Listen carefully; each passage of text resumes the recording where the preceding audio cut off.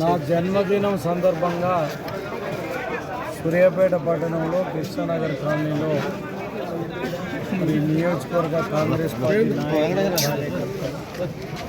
నా అభిమానులందరూ కూడా ఈరోజు రక్తదాన శిబిరాన్ని నిర్వహించడం జరిగింది.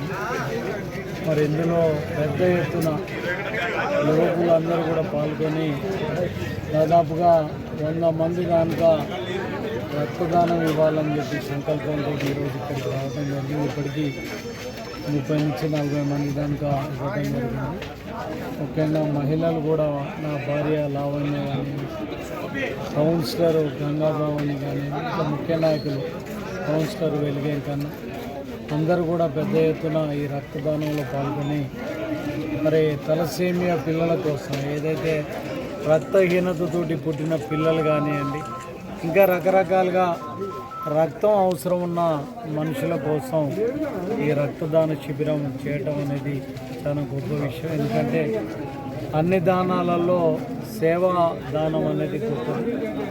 ఈరోజు మరి ఒకరికి ప్రాణం పోసే విధంగా తన రక్తాన్ని ఇస్తున్న మా అభిమానులందరికీ, కాంగ్రెస్ పార్టీ నాయకులందరికీ కూడా ప్రత్యేకంగా ధన్యవాదాలు తెలియజేస్తున్నాను.